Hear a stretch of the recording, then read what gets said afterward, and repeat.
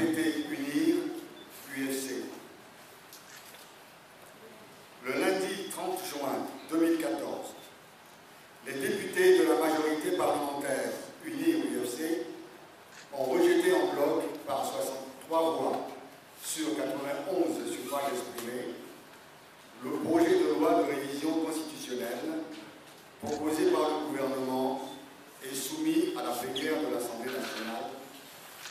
après son étude par la Commission parlementaire des lois constitutionnelles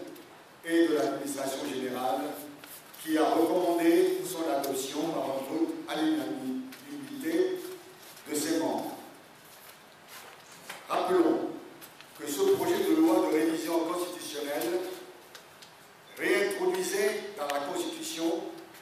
adoptée par le peuple togolais en 1992 le principe de la limitation du mandat présidentiel à 2 et le scrutin majoritaire à 2 tours pour le scrutin présidentiel. Il réaménageait également les conditions d'éligibilité du président de la République en supprimant la nationalité togolaise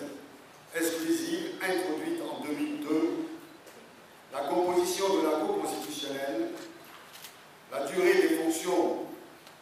de ses membres et les modalités de désignation des membres du Sénat. Le vote de rejet émis par la majorité parlementaire Unir UFC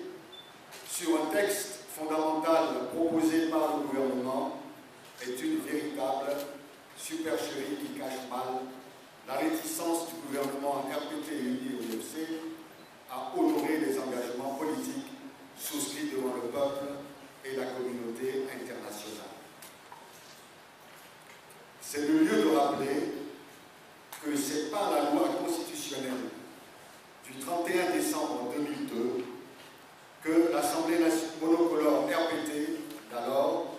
avait procédé à une révision unilatérale de la Constitution adoptée par référendum en 1992, après que toute la classe politique, y compris le RPT, a appelé les électeurs à la voter massivement. La révision constitutionnelle de 2002 a donc été un élément d'aggravation de la longue crise politique togolaise. En effet, si la Constitution de 1992 n'avait pas été révisée, le général Gnassingbé Eyadema ne se serait pas présenté en 2003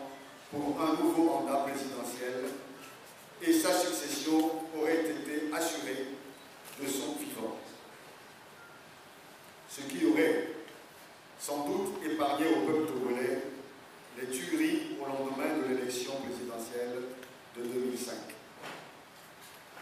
L'APG, accord politique global du 20 août 2006, a donc constitué une offre politique négociée entre le gouvernement et la classe politique entière pour sortir définitivement de la crise politique togolaise. C'est la raison pour laquelle il a été réservé dans l'APG un chapitre 3 consacré à la poursuite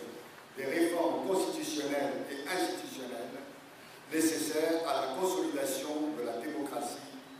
de l'état de droit et de la bonne gouvernance,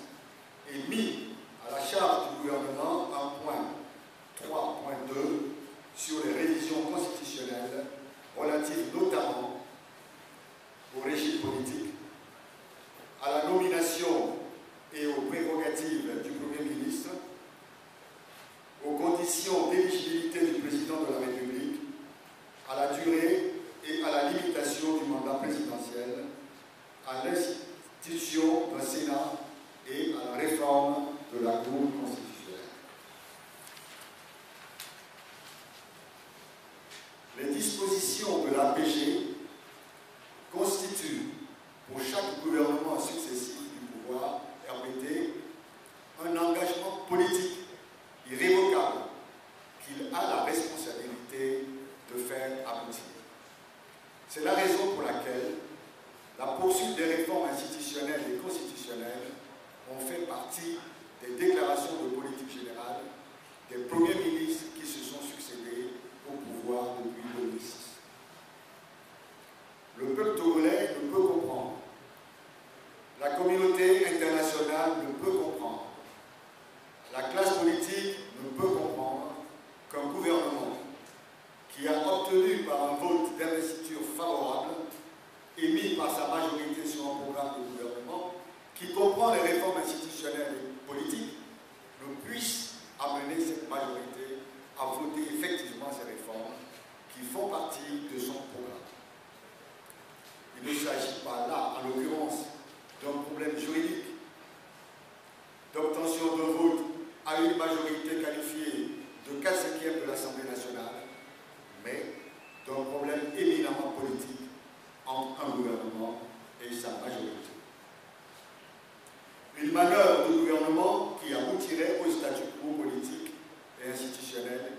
n'est pas acceptable pour les populations et ne sera pas acceptable pour les forces démocratiques, car cette situation présagerait pour le futur des violences post-électorales coûteuses en vies humaines et la persistance de la crise politique togolaise. Les populations togolaises aspirent au rétablissement des dispositions démocratiques favorables à l'alternance contenues dans la Constitution originelle de 1992 et dont la réintroduction dans notre dispositif institutionnel est recommandée par la Commission vérité, justice et réconciliation. Dans l'intérêt de la paix et de la réconciliation nationale, les populations togolaises appellent les partenaires du Togo, notamment la CEDEAO et le groupe des 5, France, Allemagne, USA, PNUD et UE, à aider le pouvoir exécutif à prendre la juste mesure de ses engagements et à les honorer. Le collectif Sauvons le Togo invite les populations togolaises à la vigilance et à se tenir prêtes pour soutenir massivement toutes les initiatives prochaines des forces démocratiques en vue du respect des engagements souscrits par les partis signataires de l'APG. Peuple togolais, par ta foi, ton courage et tes sacrifices, la nation togolaise doit renaître. Faites annoncer le 9 juillet 2014 pour le collectif Sauvons le Togo, Maître Adam Messan Zeus Ajala. Je vous remercie.